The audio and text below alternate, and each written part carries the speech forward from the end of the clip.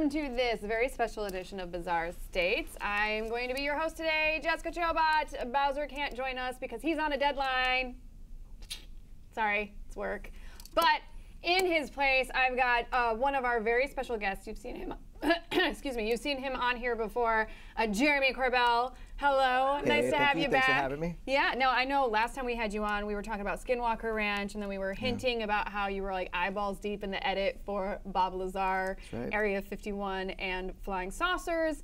That dropped and debuted, what, like a couple months ago, right? Yeah, like December 3rd, it Yeah. dropped like an atomic bomb. Nicely played. Yeah. Nevada, Yeah. Atomic. Yes, I got well played.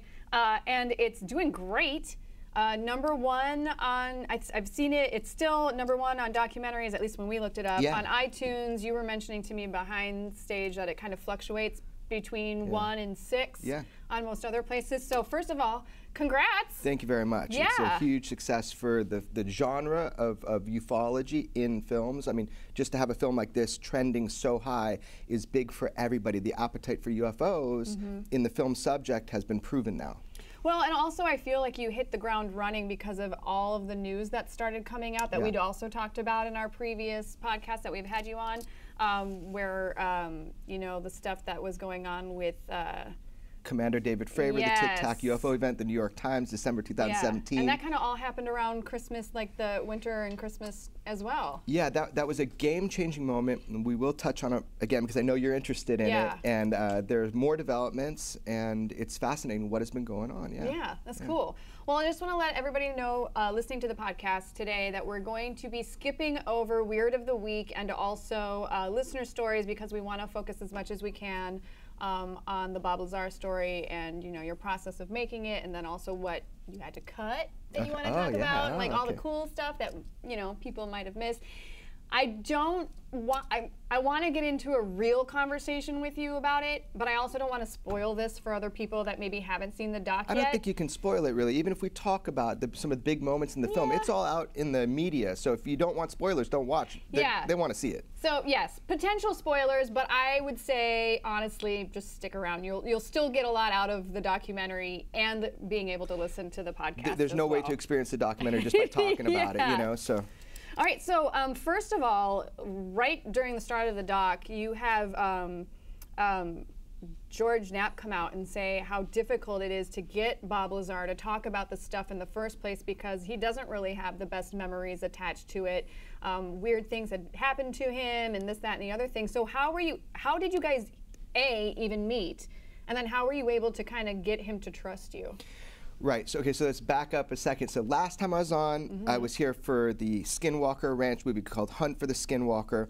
That was a massive success. That was that actually divulged information about the Defense Intelligence Agency programs to study UFOs. In that movie, you actually learn new stuff. So that was our last conversation. Then I told you, okay, this guy Bob Lazar, I'm going to be doing something. He's like the Elvis of ufology. You know, he's so famous, and people want to know what's going on with him, but he's not really engaged the public deeply, other than what George Knapp has brought out of him over 30 years. He told his story, and then he was done.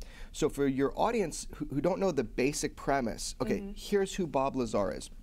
The reason you know about Area 51 is because a man came out in 1989 in shadow under a pseudonym of Dennis, and he explained his story, that he was working for the United States military to reverse engineer, back engineer, an alien propulsion system. A system that ran off of a fuel source called Element 115, a super heavy element, which we had not fabricated as humans any of that on planet Earth yet. So Element 115 didn't even exist when he name dropped it as being something he had been exposed to. Correct. It was always theorized that we're going to get up to Element 115, to a number of different elements, but no, none had been fabricated, and certainly to this day, none has been fabricated with the qualities that Bob Lazar claimed. But the overall idea of his story is he said very specific things. He says, I worked south of Groom Lake, which is Area 51, at a place called Papoose Lake. It's a really unknown part of, and at that time, a really unknown base. I mean, if you lived in Nevada, you probably heard whispers about the box or the ranch or, you know, Area 51, Watertown, all these different names they called it. But pop culture hadn't been exposed to it yet. Had not, but now we have Area 51 beef jerky, shot glasses, every single movie. X-Files has Element 115 running their craft. That all came. Not gonna lie, I legit want Area 51 shot glass. Yeah. There's probably an Area 51 vodka. There's a baseball team, Area 51 baseball. That's that's because of Bob Lazar. So to get your audience, you know, just really wrapped into this, a lot of UFO culture, what you know, is the most famous person in the world of ufology, this dude with Coke bottle glasses in 1989 named Bob Lazar, who kind of came out through the news with my mentor in journalism, George Knapp, broke this story. Area 51, it was like a firestorm worldwide. All of a sudden, we're abuzz with flying saucers. Can I also ask you in regards to George Knapp, a lot of the clips that you show, he's a legit newsman sitting at like the local news channel. He's the one that broke the story. Is this what got him interested in UFOlogy in the first place, or was he already interested in it before and then tracked down Bob Lazar, or vice versa? So this is great because this segues into your initial question, which is, you see in my movie, one of the opening scenes is George Knapp kind of taunting me, saying, "Oh, you got to be the luckiest guy on earth to get Bob Lazar." Yeah, he's talking some shit. Yeah, he's messing with me. He loves doing that. He's challenging me, you know, saying, "Hey, if you got to talk to Bob to know the UFO story, but you got to be the luckiest guy on earth to talk to him." And he tells me why. He tells me about Bob's character, how the UFO phenomenon has done nothing good for him. There's all these crazy rumors about Bob, like he's making tons of money off the UFO thing. Are you kidding me? You don't know him then. You don't know his life, and I can't fault you for it because he hasn't put himself out there in tons. It was hard to pull him out to this degree. George Knapp had been doing it on his own for 25 years. So let me, to get into that where he taunted me, how it started for George is he had a mentor in journalism, a guy named Ned Day. And Ned Day was, you know, broke some big stories, but everything from the mob to everything, to you know, military, new planes, that kind of thing. But when George first heard about UFOs, it was from a guy named John Lear. And this guy's a very controversial, out there kind of guy. But he had some credibility with the news station. But when he came in saying flying saucers are real, I have proof of it, nobody, not even Ned Day, nobody wanted to deal with this at the news station because they figured if it were true, they would know. John Lear came to the news station. Yeah, okay. But he had some credibility because he had helped get the first photos ever of the stealth fighter, which was like a plane being made up in the Area 51, Area 52 complex area. So he had some credibility, but George kind of overheard it as a kind of budding news journalist and said, well, I'll take a look at it. And that was his deep dive into the UFO topic.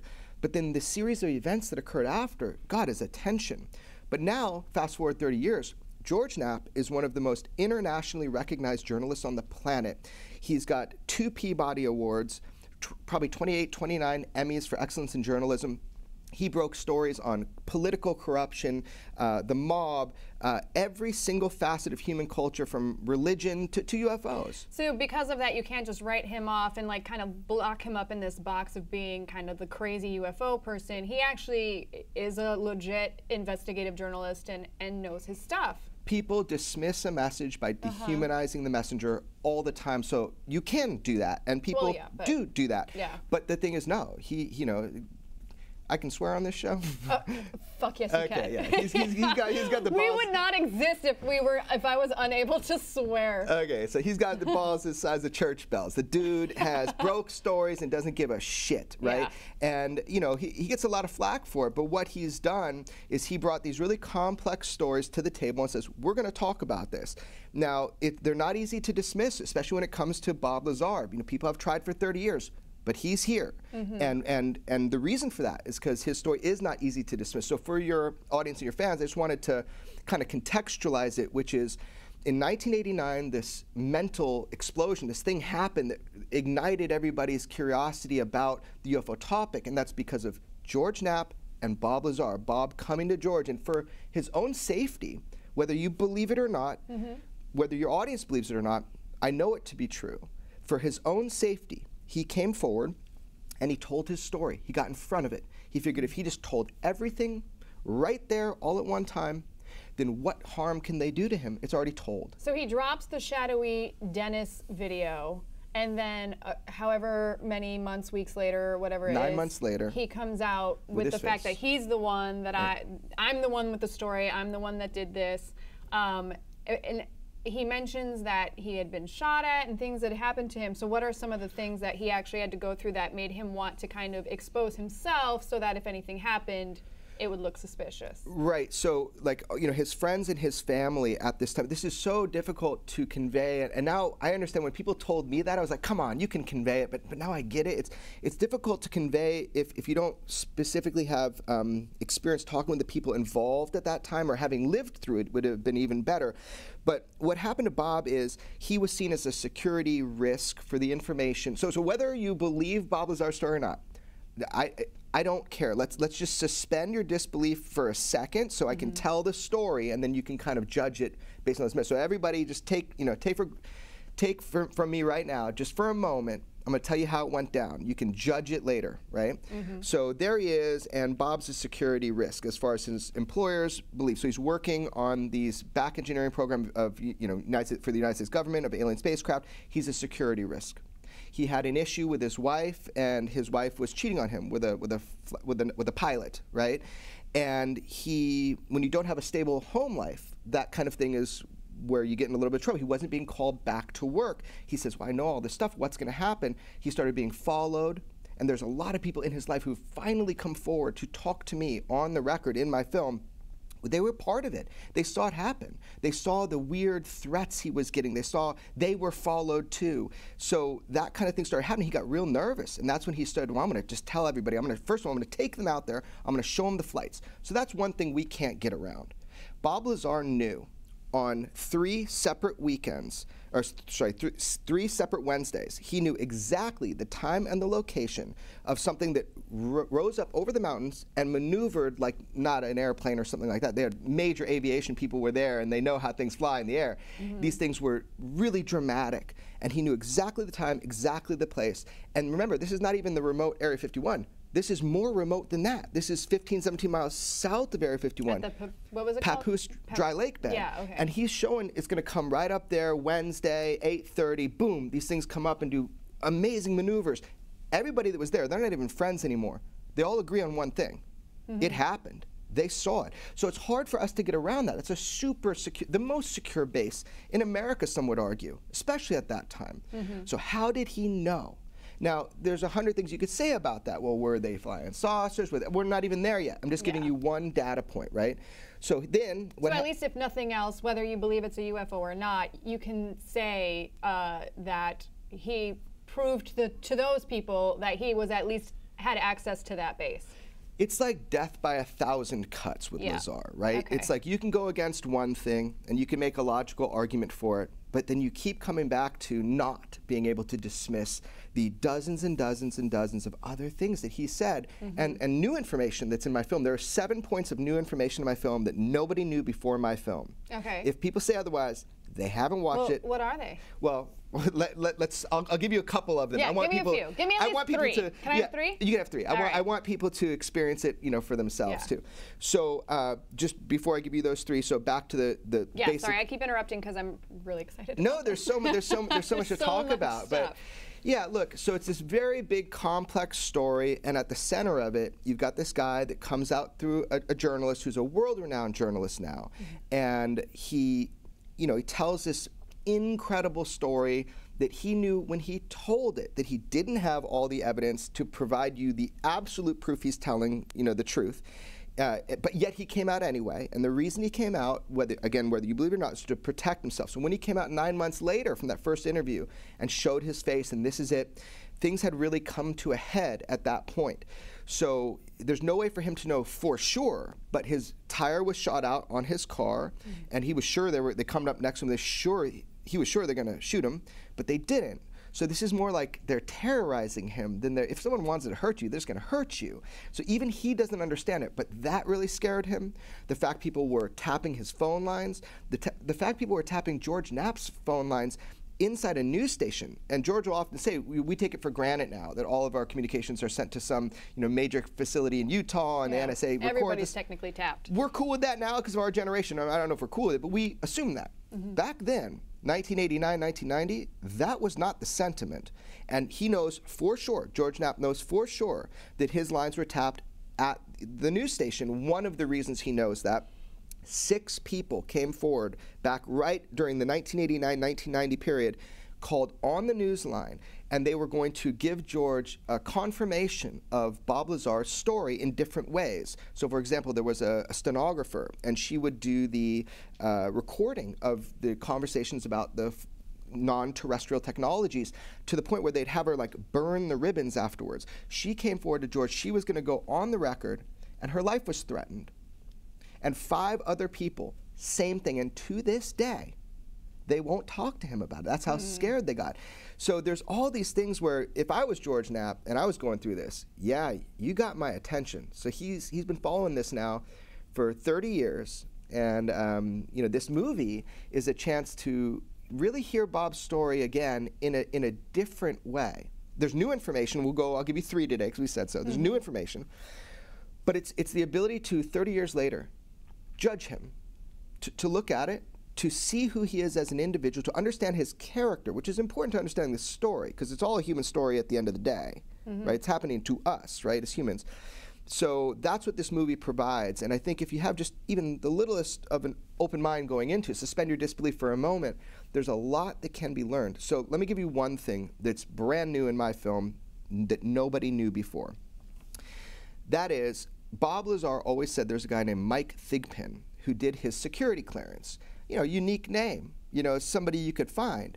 So, you know, 30 years ago, George Knapp went on a hunt to find Mike Thigpen, maybe got him on the phone one time and got hung up on. I mean, no communication, no confirmation, just a name from Bob Lazar. So in the envelope of time after 30 years, I found Mike Thigpen. I found him. How were you able to find him? Facebook. Oh, Jesus. You know, but I found him, and he talked to me.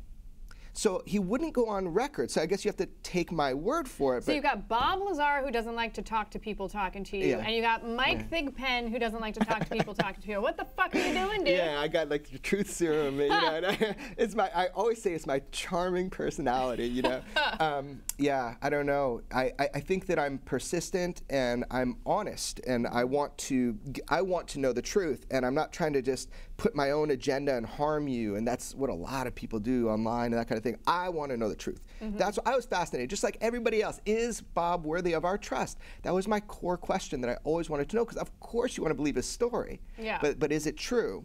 Well, you have to get to know Bob. So that's why my film really focuses on getting to know Bob, so you can make that judgment. So you tracked down Thigpen. I did. And he finally tells you that, yeah, he was there? He confirms that he remembers Bob Lazar, and he also confirms that he did those security clearances for the base, for all those types of secret positions. So he went as far as being, yeah, I'm a real person, I remember Bob, and yeah, I did those types of, you know, I have more evidence, by the way. I have a lot of people that, you know, were involved in that, but the point is I found the guy. Yeah. He's not a made-up thing. Yeah. Bob didn't make him up. How did he know? How did he know this random guy who was part of the OFI, Office of Federal Investigation, which, by the way, was not a common thing as well. People didn't know that. George Knapp, the reporter, had never even heard about that. And then it turns out what Bob said was true. So here's something new, is that I found the guy. He confirms he remembers Bob Lazar, and he did do those clearances. Again, death by 1,000 cuts. Okay, just something cool that Bob knew. I'll give you a second one. This, for me, was a big one. When at that time, in 1989, there was this, Bob would always say there was this hand scanner that he used to access the facility. And it just sounds like the craziest thing. He's like, there are these pins and there's this light above and it shines down and then it measures the bones in your hand. And I'm like, is it biometric? And he's like, yeah, kind of like the start of biometric, but it didn't work that well. But he had been saying that for literally 30 years. And people were like, oh, that's made up. That's BS. That's not real. Okay, well, it is real. But more important than it's real, because you can actually see a clip of one of those things real quick in like the movie Close Encounters, right? So there's actually this little clip someone just sent me of it in that film, that machine. It's called the Identimat, right? But here's the point. The point is, and people are missing it, right? Of course that was created before, it was marketed, but Bob knew it was being used at Nellis, and that's the base, and he knew it was being used at Nellis at that time. That was never public info until about a year ago. These photos came out, and it was admitted, and there's photos on the base. It was actually at Area 52, Tonopah test range, where these things were used for the stealth program. But not everybody, not the mechanics and the people I've talked to from Area 51, but just like some of the fighter pilots. So the thing is it wasn't used for everybody, but it was used there. How did Bob know? And the craziest thing was his reaction. And people think I just set that up. Yeah. Okay, here's the deal. That was real, what you saw. I showed these images to Bob, and he's like, I never thought I'd see that again. It's like the coolest, most genuine reaction. So that's another new thing in my film. He has been claiming, no one had seen a photo of it or put the two to two together before my film. I mean, it looks fake. I mean, I'm not saying it is fake, but it looks so old. Yeah. Like such old tech, it looks pretend. Yeah. Like Hollywood's version of what a hand scanner would be. Totally. It's so bizarre. He was right. These little posts that come up and it does this light over your hand, and it actually didn't work that well, right? It didn't work that well. So they ended up discontinuing it. But again, death by 1,000 cuts. So there's another thing that we didn't know until my film came out. Bob had been describing an actual technology that, by the way, now it's declassified. They were used there at the time Bob said it. So again, then your mind goes to, well, how did he have so much knowledge about the base? Okay, maybe he was there. It always happens. You're like, no, Bob, didn't work at Los Alamos until I've proved it. And then people are like, okay, maybe he worked there as a janitor. I mean, George Knapp proved he worked at Los Alamos as a scientist back in 1989. People just it's so difficult for them to accept any part of his story, and I understand that. I was going to say, you can't blame them. Look what he's busting out with. And the fact that a lot of his stuff, whether you believe it existed or was wiped, he himself says, I'm interested in facts. Well, that goes for both sides. Like, the other people also need to be interested in facts. 100%. Yeah. And he makes a point of saying, I can't prove my story. I'm not telling you to try to prove it. I'm just telling you. Because, one day, he says, I think I'll be proved right. He says, maybe there are some ways that I could definitively prove my story. But over time, he says, I think I'm going to be proved right. But I'm just telling you my story. And so I don't mind people coming at me with what they consider hard questions, as if I never thought about them, is the funny part, right? Yeah. But it's like, what I want people to do is come at it pure. Come at it with asking a question to get an answer, not asking a question to try to provoke a response. Yeah. That's what we should all be fighting for the same thing. Don't roll up just to start a fight. Roll up because you want to hear whatever it is that you want to hear. Right. It'll be it'll be a one-punch knockout fight if you do. But I'm just saying that. I'm just saying these guys are so amateur when they come at me with this shit, like as if I never thought of it. So here's the deal. Bob, the biggest thing that people say against him is we can't prove his education. He's a liar. He never studied at MIT. He never studied at Caltech. That was like his claim before. Yeah. And in the very first news report, when George was trying to see, is Bob Lazar worth my trust? George looked into that, and he could not verify Bob's education. From the very beginning, he said that. Does that mean we dismiss everything about Bob? Now, of course, people say, well, his education was erased and all this stuff, and there's arguments for and there's arguments against that. It's difficult to imagine that actually happening, somebody's full education being... Well, not only that, it's not just paperwork. I mean, you would think that somebody on campus or somebody in those classes would remember and recognize him. Because at this point, he's somewhat of a public figure. He's shown up in movies. I saw he was in a couple of those, and... He's only been in mine. Nobody else. I mean. Well, I thought it was somebody's dad in. No, that's Road a false. Trip. That's a false IMDb credit. Yeah. Oh, really? Same with his wife. Oh, damn! I was so proud of him. Yeah. I was like, that's kind of awesome. But he was just like, hey, let's do this. That'd be so cool. No. I think I fixed that for him. But yeah. Anyway. Oh, dang. Yeah, so I was really well, now his wife has a bunch of fake credits on IMDb because the wires got crossed on the name. But anyway, just in my film, he's never done a film before. He's done news reports with George Knapp. He's reluctantly, said what he has to say. But so back to the education. So this is like for people this big point, right? Which is like, okay, he's lying about his education is what they say because you can't find him anywhere. Okay, well, I have a totally different perspective on that. So let's say I accept completely that we can't prove his education, so I'm going to take your worst case scenario on that. Let's pretend he totally fabricated, which, by the way, I don't believe. I have talked to people that would drop him off at Caltech way before he was Bob the UFO guy to go to school. Yeah. So that's like, and George Knapp has also. So again, if he was making a show of it back then, making a lie, he was doing it before he was famous Bob the UFO guy. So what do you think it is? Why don't these people have any information on him from Caltech or MIT or? So, for example, he claimed he worked at Los Alamos, and they completely denied it. So they were either wrong or they were lying, because he did, and we were able to prove that. So weird things always happen around Lazar. But I'm just trying to like really make this point, because this is the public thing that everybody dogs on. I'm willing to accept that. Let's just accept it. Okay, let's just postulate that he completely lied about his education, which again, I don't personally believe, but let's say he did.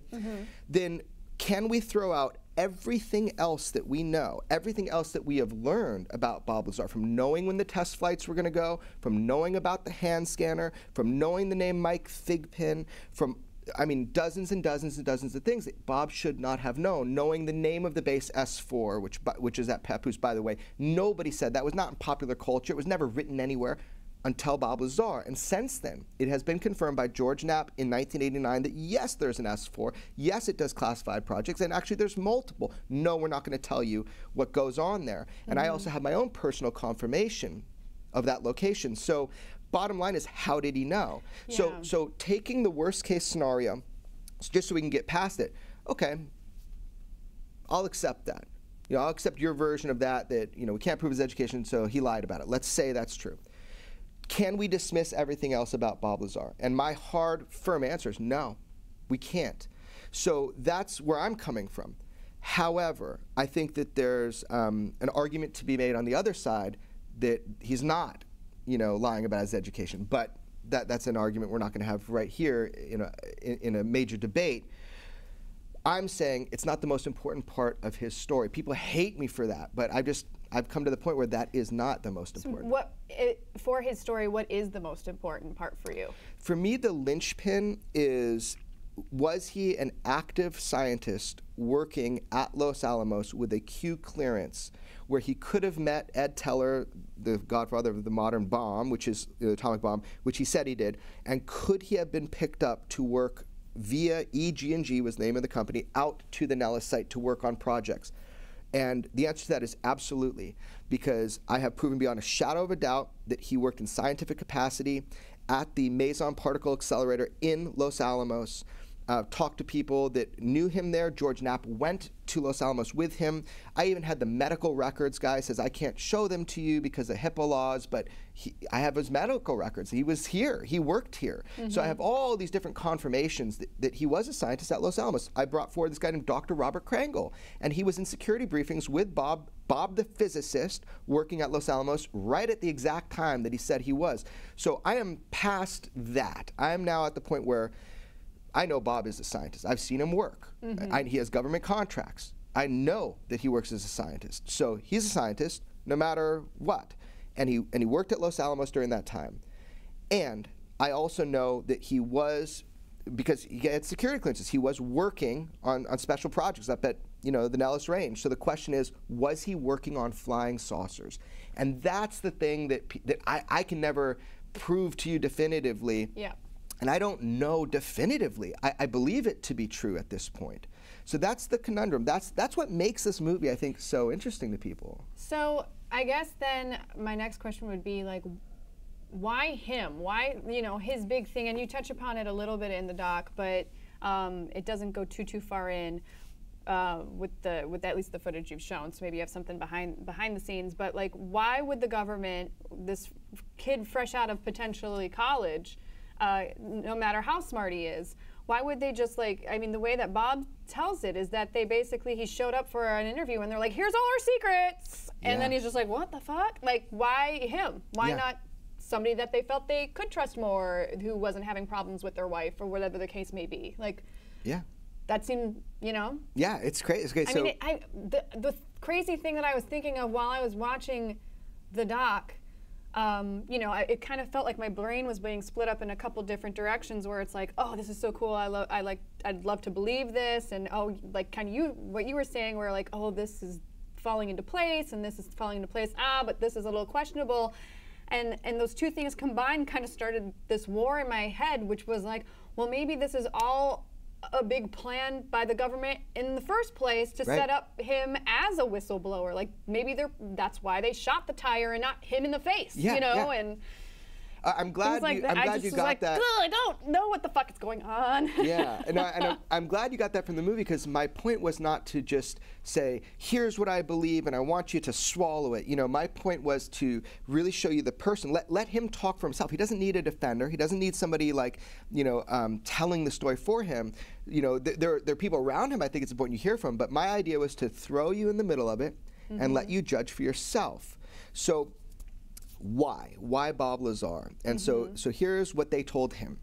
They told him that they were stuck on the project and they needed an outside the box guy to kind of shake stuff up and look at it and come from a different perspective, and that he's uniquely qualified because of, you know, the way his mind works and the things that he's working on. He had a particle accelerator in his bedroom at the time, and, you know, not many people I know have that. Yeah. And he had one at his ranch. He built another one when he was living in New Mexico. And it was an actual particle accelerator. He used it, you know, for his hydrogen cars. Which, by the way, he made hydrogen cars way before it was, yeah. So the guy's kind of interesting. He's a total scientist and he's like this odd UFO Jack Parsons. Yeah, but you know, and he's a reluctant UFO messiah. I mean, he doesn't want this. It's not in his character to want attention and all this stuff. It's pretty funny when you get to know him. You see that this is so out of character. He would never just come forward and try to get attention on something. So, but why him? I just want to answer your question. So, and then I want to give you a third thing that's new in my phone, because I give you two. Okay. Yeah. So I've been counting. Okay, I'll give you four. So why him? So there's the one version where they told him what they were looking for, and you know, he had this chance encounter with Ed Teller and his jet car. And by the way, in the newspaper, in the Los Alamos Monitor, it says, you know, Bob Lazar, physicist, Los Alamos, here's his jet car. And I called the paper guy and I talked with him. He goes, yeah, I know he's the physicist at Los Alamos, and I did a story on him. So it's just, oh my gosh, it's in black and white print and people just go crazy. So whatever. I think, so that's one version, that he got the job to really shake it up and look at it, because who else are you going to have study UFOs? I mean, this is a wild stuff, propulsion technology. If I know. Yeah, I don't know. So that's one version. Now, the version you postulated is something that Bob has thought about, something George has thought about, something even Bob and I both, and George, everybody considers this as a possibility. He was brought into this program because they knew he was easily discredited. I mean, he hasn't been an angel in his life, and he's, you know, you can discredit him. You know, so that is one theory. Now, they inundated him with information that didn't have directly to do with the propulsion and the technology, which was his job, was to try to reverse engineer this with terrestrial materials, this gravity wave amplification system. That was the goal of the program. Now, they told him all sorts of shit. I mean, about the human beings being containers, and about this other star system, this binary star system, where the Zeta Reticuli were these alien grays, where they showed him autopsy photos. I mean, stuff that wasn't directly related to the project, which was so weird, and he admits it's weird. So why did they do that? Was it to see if that would leak out, you know, or was it intentionally to leak out? Were they always planning to discredit him? That sounds like a romantic theory and very cool and spy-like. I honestly think his wife had an affair, and he kind of fucked up, and he showed people the flight test, and I think that's how it all went down. I don't think it was a nefarious plan by the government. Well, no, but why still? But that still doesn't really answer. Like, why show him those secrets? Yeah, that's weird. That's weird. So what was the point of that? So what they told him was that they were showing him these briefings so that if any one particular part of the other somehow relates to his project, he knew They'll a be little able bit. To track it. So there were a few. That they would be able to know that it relates. So for example, there was a project called. He was in Project Galileo. That was the name of his. Is the power and propulsion. There was a project called Project Looking Glass, and it was about the minute time distortions caused by gravity waves. So that was a total, you know, other project. There's Project Sidekick was a third project, and that was about the weaponization of the gravity wave amplification. So these were three, I've told you so far, separate projects. They were all completely compartmentalized, but there were little briefings on each project just in case that in his power and propulsion he needed to know something that they were finding out in the time distortion or in the weaponization. So that's how they justified it. I was thinking maybe you got these three different projects. You've got these secret things going on for whatever reason, whether they're UFO or not UFO related. Either way, they're secret. You want to keep them intact for yourself. You've got these individual groups. If something does leak, but it's all kind of semi-related, if something does leak, you want to know what branch of those three groups something's leaking from, so you tell them each different stories. And that could totally be true, and we've all talked about. That was really good, Jess. Yeah, that's really good. But I mean, that's absolutely, now you're thinking like the government. I mean, so that could totally be true, and that's something, you know, there was more information in those that was so bizarre that it might have been these like little red herrings, so that that's what I was thinking. So that they know who leaked it, if they leaked it. You could go on forever, you know, with the speculation. The bottom line is Bob Lazar worthy of your trust? And that's the big question. Did he work on UFOs, on alien spacecraft for the government? That's the question. Well, and so that's where, I'm assuming everybody's kind of caught up, is that, and that's another thing is, however it shakes out, maybe what he is saying he truly believes because it was truth for him, because that's what they fed him.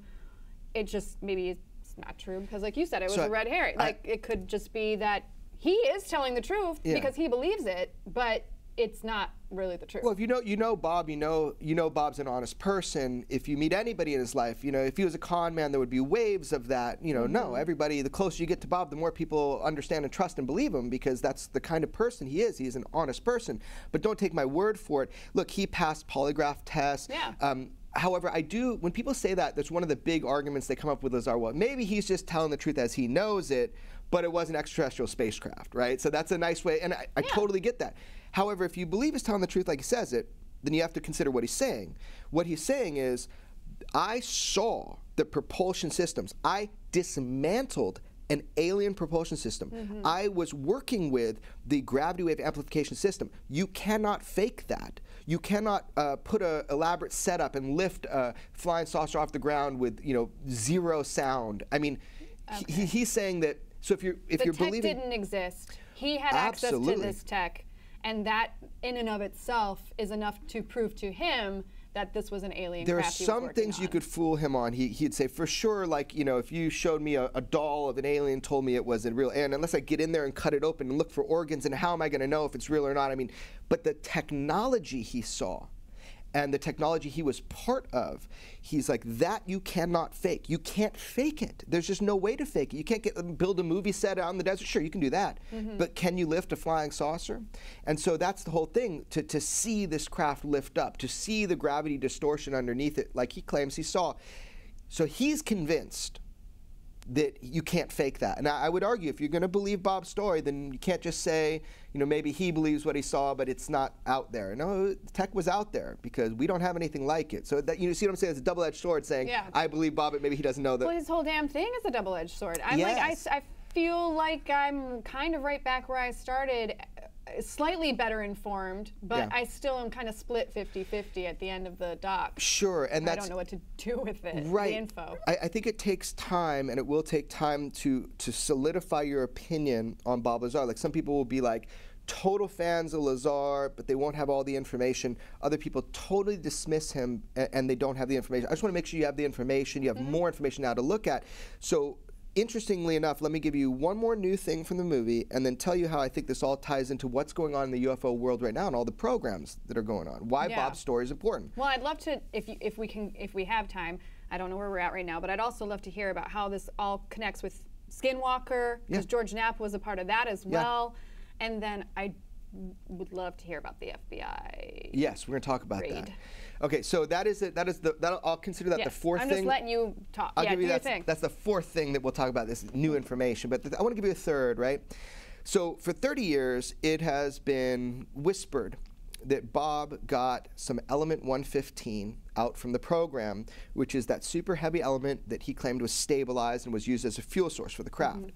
So this is not new news, but people just kind of forgot about it because he didn't shout it. He just kind of whispered it. It was kind of like his dead man's trigger, if you believe him, that he got some element 115 out. Yeah, because I mean, that's stealing.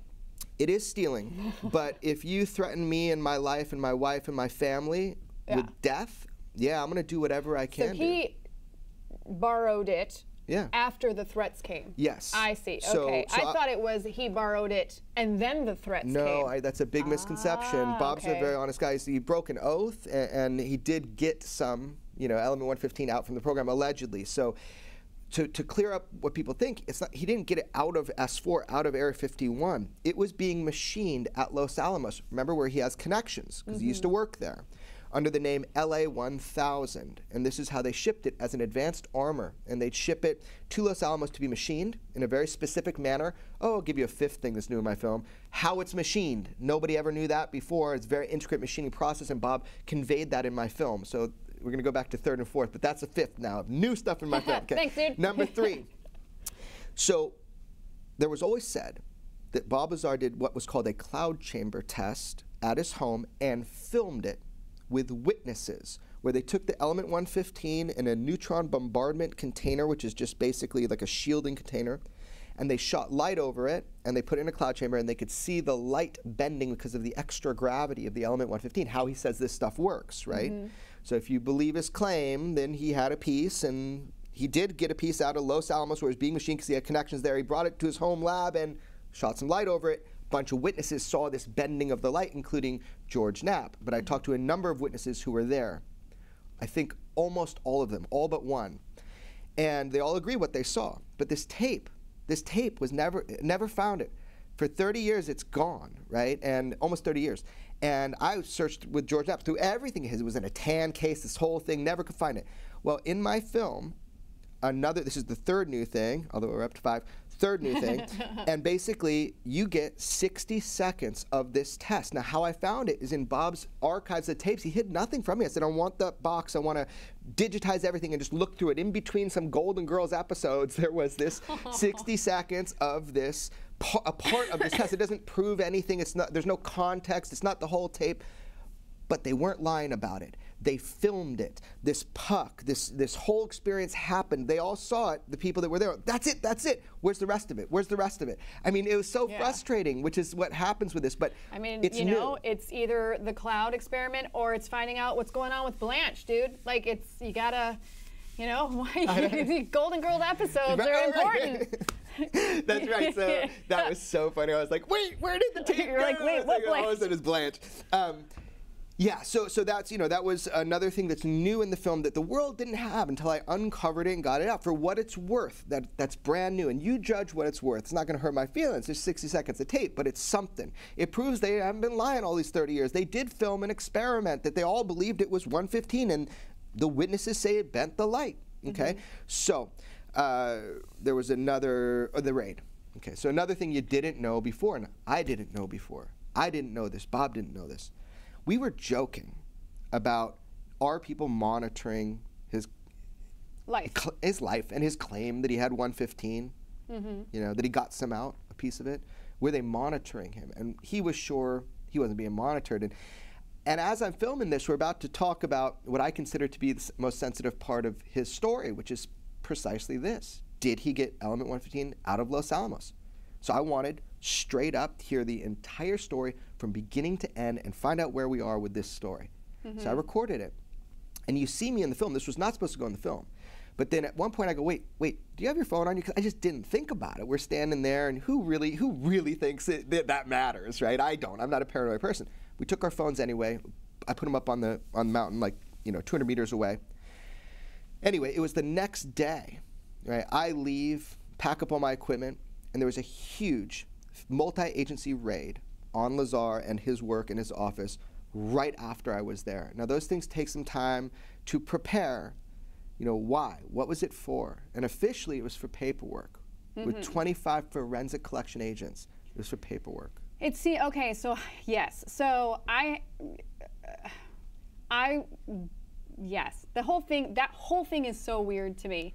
One, it sounds like total overkill if you're looking for paperwork. On the flip side, his 9-to-5 job is working with like nuclear supplies. And you can tell me if this is true or not, because I obviously fucked it up in regards to the movie, but with Road Trip. But when I was because I didn't know a ton about Bob Lazar until I watched the doc, and then I fell into this rabbit hole. Right. Reading all the stuff on the internet, which most is not true. And it is the internet, and I'm aware of that, because yes. Especially with Bob, though, a lot is not true. Yeah. So my thing is I looked into you know, his quick bio on Wiki and stuff, and a couple other places, and it mentioned that the government had back in 2006 he got in trouble for shipping dangerous chemicals across state lines. Could it be that because he just works in a potentially dangerous field, that they are keeping an eye on him anyway, especially if they already have access to him because he has government contracts. Right, and so, there's so much to go into what you just said. People say, how can he have government contracts if he released government secrets? Remember, the government's not admitting that there was this program. They're not admitting Bob Lazar as an employee, although they did tell a judge when he was in trouble in Vegas for like pandering, setting up security cameras and whatnot at a brothel that he was part of, right? Yeah. He basically like, you know. What? And what the fuck was that about? It's a whole thing. So the thing is like, you know, the judge tried to get information from Nellis and all this, and they didn't say we've never heard of Lazar. They said you don't have a need to know. They even get Congressman Bill Bray to try to write letters and get information from the government about Bob Lazar's employment. You don't have a need to know. That's not a normal response from a government agency where you've been employed. You know, I mean, if you haven't been employed, that's not the response. We don't know this guy. He doesn't work here. What are you talking about? So you get these high ups, the judge and congressman, to go, and you don't have a need to know. Everything about Lazar, everything is surrounding him is strange. So you mentioned, yeah, there was a raid on him in New Mexico. I mean, over the top, ghillie suits and guns in his wife's face. And the reality of it is so bizarre. Look, he was never indicted, never spent a day in jail. You have to understand. You do something like that. Well, I don't know. I've never been government raided before. Yeah, I've never been raided. Yeah. I have friends that do raids on a regular basis. You want paperwork? You send an agent. You call. You call for the paperwork. So this is over the top ridiculous. Now, without going into too much detail, that was a weird raid in New Mexico in and of itself. One of the reasons it's weird is there's a known government disinformation agent about UFOs named Rick Doty who claims to have been there at that time. He's big, long story in ufology, but I talked to Rick Doty on the phone, and he told me that he was there during that raid just by happenstance on Lazar. Now, here's the deal. That's the one back in 2006. Right. Now, for that, he actually called and asked about. He called all the agencies to say, hey, with all these changing laws, I want to make sure I am compliant, right? So here's what I got. Here's what's going on. And the raid was instigated in one part because of that call where he's trying to find out if he is in compliance with everything. Oh. That's a start of it. There's a little bit something deeper to it, but. The point is he was never penalized for it, like in the, you know, they were looking for something else, was what I'll argue, in that raid. But what I do know about and I can talk about is this last raid, because in a way I was part of it. People are telling me there was no raid and I made it up for my film. Are you kidding me? Like, there are photos of the raid and the trucks in the streets at the beginning of my film. Well, in defense, it's somebody's back of their head with an FBI t-shirt on. That's. Did you see the other photos? Like, the one. He scrolls through and like in the street there's the truck. Yeah, so you know, I did that kind of. I didn't want to like throw everything up on the screen. Yeah. But anyway, the point is the raid happened. You know, so in the film, if you look closely at the beginning, you can see 3 different photos from that day. It wasn't just that one photo that stuck in people's minds. And you know, but I do appreciate you saying you missed it too, because I'm not going to get angry if people missed it, but it's there, so people should look at it. Here's the deal: with that raid, it was dramatic. Multiple agencies, they separated the employees into different rooms and they cordoned off the entire office. It was a whole day operation. And at that time, when they were there, they said they were looking for paperwork. But again, my friends that do federal raids, you know, you call for that. If they don't give it up, you send an agent over there. This was in excess. They copied both computers, and most importantly, they repeated back to Bob a conversation that he and I thought was private. And that's the thing that really affected me. Was that, I don't need to know what your conversation was if you don't want to share it, but was that like a phone conversation that you guys had, or was it like when you were out shooting and you had put the phones in the distance, did it still pick up a conversation? Like, right, so it was the conversation in the woods you see in the movie, and that's precisely why I put that scene in the movie. It was never. It was supposed to be recorded and not put publicly in the movie, but I needed to show people what happened after that.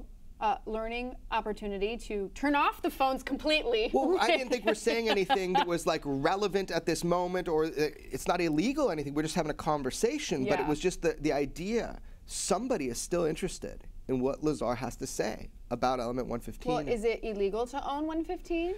Well, it doesn't exist, right? It doesn't formally exist. I thought we did say it existed. Well, no, I'm saying that if the attitude is it doesn't exist and it's not real, then why would they care? Why would anybody be listening to these conversations? Why would anybody take them seriously? Wait, I'm confused. So it doesn't exist, it just exists theoretically? I'm saying I believe all the witnesses that saw the 115 bend the light in the cloud chamber test. I believe it does exist. Oh, that's where I got confused. Yeah. I'm thinking of the currently discovered element. You're saying he has 115 from back in the day before, the refined version before we were able to I'm saying he claimed in 1989 that he got a piece out from Los Alamos. That's up for you to decide if that's true or not. I'm saying he claimed that, right? Now, what he claimed differently about this element 115 compared to what was made, right? What was made, it was not made when he talked about it. It was theorized, though, right? A couple things happened. One is we understand gravity is a wave now, creates waves. So basically, he said gravity was a wave. He was very unimpressed with that, though. He's like, I had a 50-50 chance, Jeremy.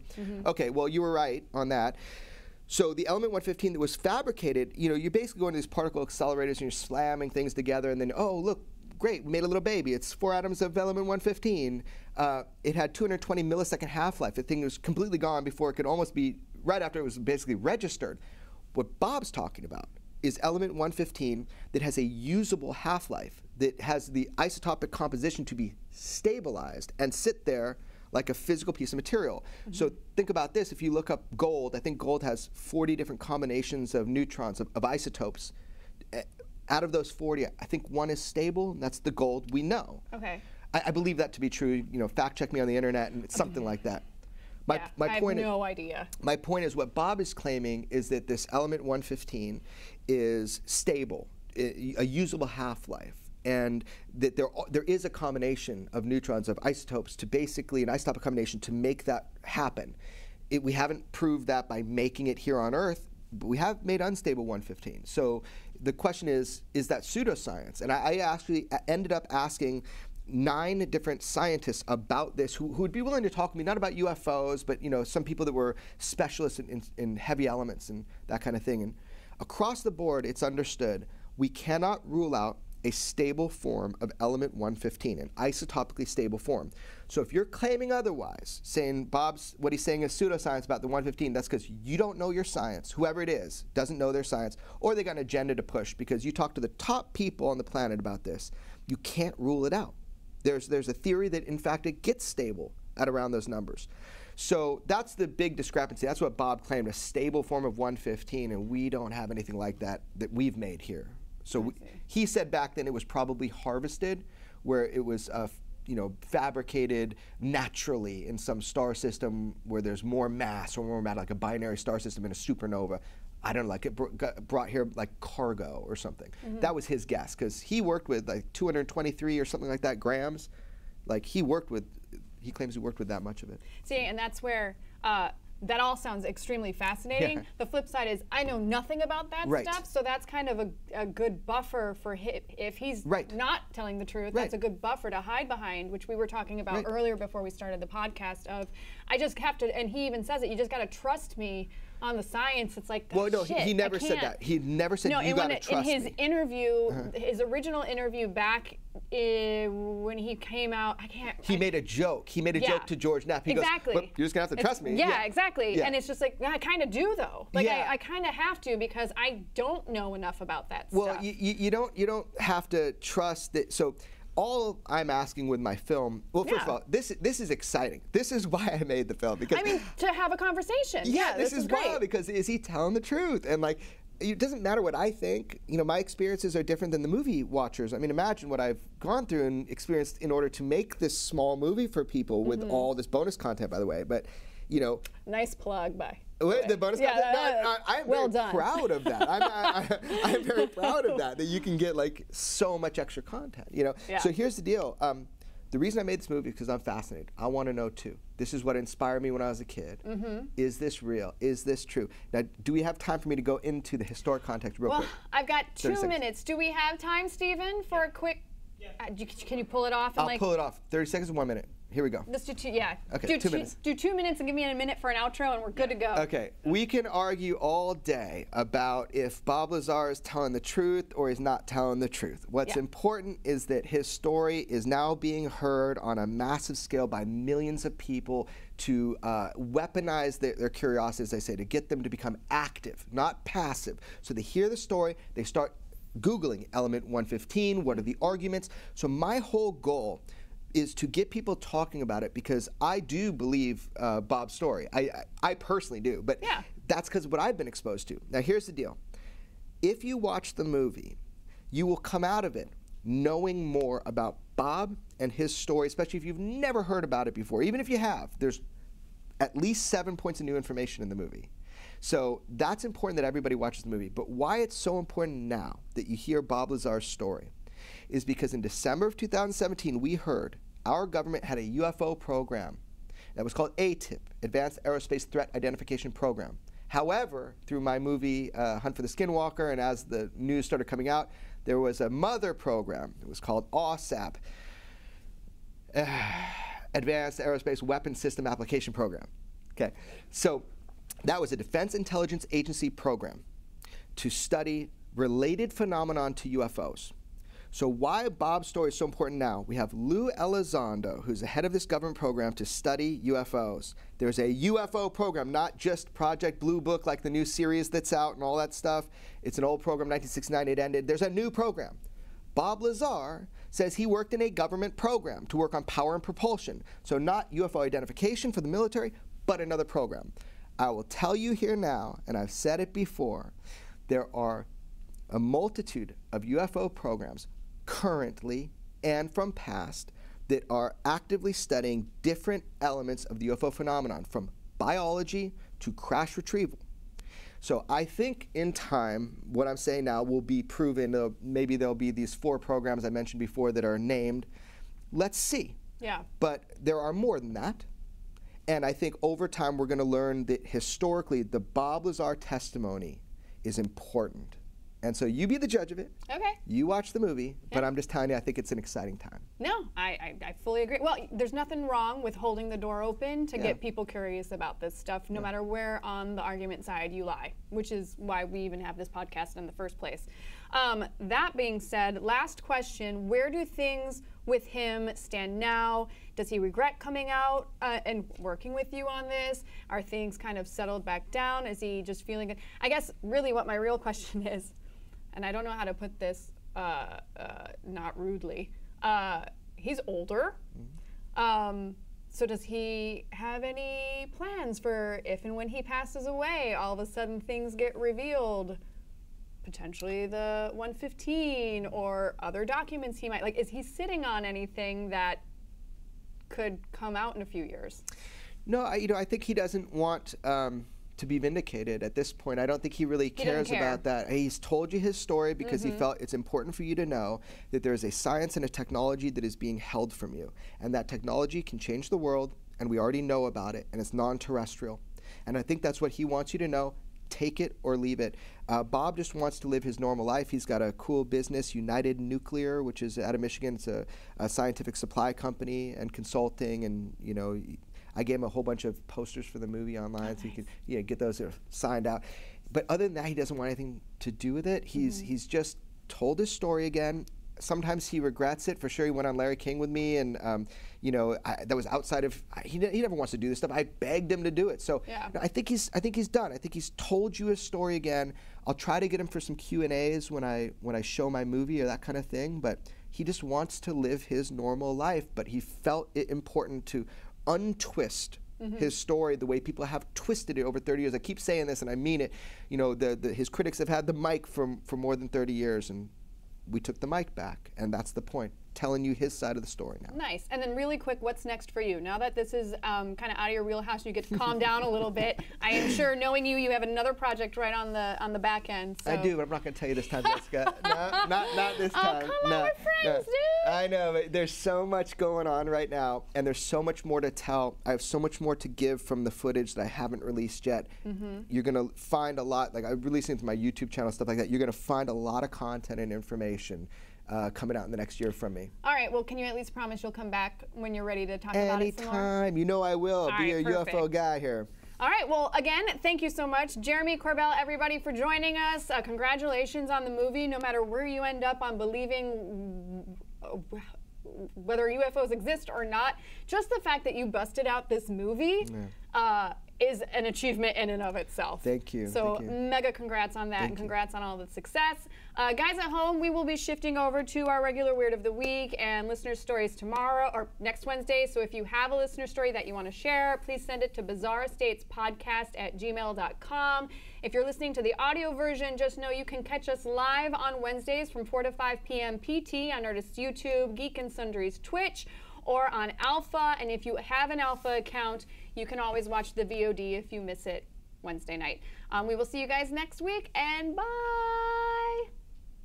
All right.